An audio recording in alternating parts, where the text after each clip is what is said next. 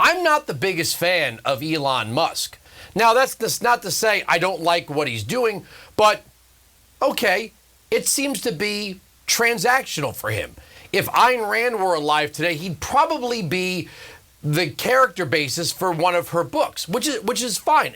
I don't have to love the guy. I do love the fact that he wants to bring free speech back to Twitter, a platform that I thought was the free speech wing of the free speech party. But over the years, the Democrats said, no, we can't let it be that. It has to be subject to approval and algorithms and all these other things. And now that Elon Musk's greatest crime is that he's going to allow free speech back on Twitter, the left-wing media is losing its mind. Play Brian Stelter. Look, who knows? I think that's an example of a broader question for Twitter, which is, if you get invited to something where there are no rules, where there is total freedom for everybody, do you actually want to go to that party? Or are you going to decide to stay home? And that's a question for Twitter users. Some Twitter users might love the idea that there's going to be absolutely no moderation and no rules at all. Others might not want to be anywhere near that. Am I crazy, Matt? No, you're right. And what happens to the advertising? I mean, if there's no moderation or little moderation, do the advertisers stay away? What does that do to the business prospects for Twitter itself? I think that's very much... Okay, let me bring in Carl Szabo, Vice President and General Counsel for NetChoice. How you doing, sir? Doing great. Thanks for having me. Did you ever think, we've watched, and this is going to be a lot of what I do in the monologue, we saw the authoritarianism of the left in the lockdowns. We see their anger towards free speech. It seems like every chance we give them to expose themselves for being anything but liberal or liberty-minded, they take it. It's been amazing to watch kind of the 180. You almost get whiplash on it. I remember growing up, the Democratic Party was the party of free speech. It was the party of government, get out of my way. I'm going to speak my rights and nothing else shall stop me. But you've seen this almost lockdown mentality from many on the left where they've realized, you know what? Now that we control some of the avenues of power, we want to leverage that. And what we are seeing today with Elon Musk and this move with Twitter, you mentioned Ayn Rand. I would also look at Adam Smith. This is the free markets working today. You see Elon Musk going and making an acquisition and developing a platform and changing the rules in the way that he wants it to be done. Much in the same way that CNN doesn't necessarily have a lot of right-wing, right-of-center voices. They have preferably left of center, left-wing. Same thing with MSNBC. Private business, they choose their content moderation policies. So now Elon Musk is taking over Twitter, and he's going to institute his content moderation policies.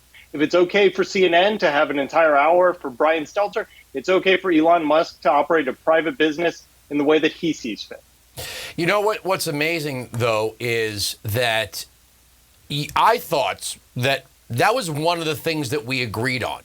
That even if we disliked each other's views of how to accomplish things, that free speech was foundational to the United States. And that the this is the most democratized form of communication where any human being, not a journalism professional, not somebody with a degree from the Columbia School of Journalism or who got to know the denizens of the Upper West Side of Manhattan or Washington, D.C., were able to get out there. It's almost like they don't like the idea of people unapproved becoming somewhat effective and influential.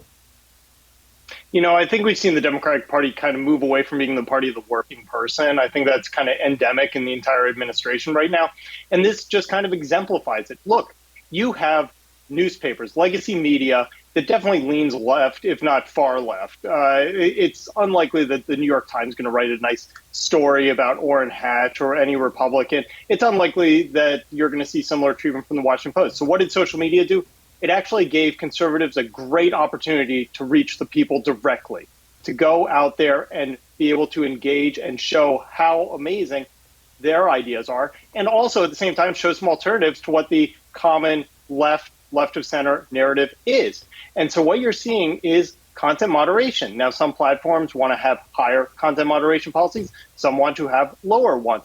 But at the end of the day, it is the right of that private business, not the government. And that's what we're seeing today. We're See, seeing but government let me jump in. efforts to take over. For years, they were like they smugly repeat it's a private business, they can do what they want. Now all of a sudden it's not a private business and they can do what they want. This kind of what's kind of funny about what's happening here. Maybe it's crazy because my first love is radio. Ronald Reagan got rid of the fairness doctrine, and even to the people thought like, oh my God, that's going to be more liberal voices criticizing you, but really it paved the road for conservative-minded talk radio after conservatives were purged from newsrooms, from TV networks, basically shoved into a corner, and they found this little spot of radio when the AM band was dying a miserable death, and then it was fine and dandy until it became effective. Then you saw people on the left, see, this is what happens when you get rid of the fairness doctrine. In other words, if you're not in control, if you're not, if it's not an approval process, free speech is great as long as you're saying what they want to hear. It reminds me of the fight over the early days of talk radio.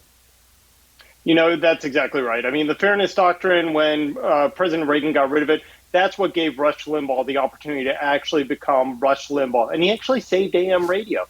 And you're seeing statements not only from the pundits on places like CNN and MSNBC. You saw President Obama come out the other day and talk about the dangers of free speech. He said, I'm a First Amendment believer and I believe in free speech, but there's certain speech I don't like.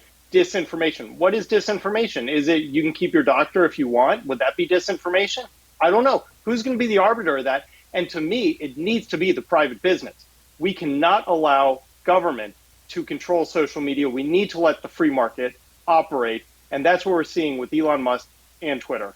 Well, it seems like they want social media and the internet to be the new safe space, right? Where you aren't allowed to upset anybody. You aren't allowed to say anything that ruffles any feathers. But that's not free speech. Look, free speech is messy, right? I mean, it is. And if you think about from the Constitution to the advent of, let's say, hip hop, everything in between comes from free speech.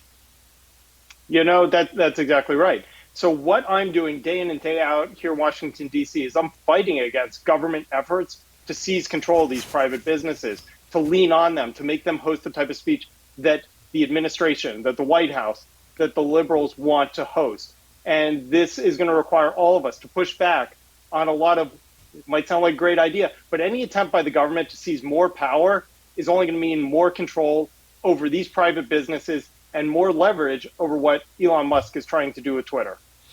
I think it's kind of transactional for him. I don't know. Maybe he is walking around with a copy of Atlas Shrugged in his back pocket or The Fountainhead or something, right? Because he does seem like a character in a Rand novel. But as long as we get free speech, I don't care what his real motivation is.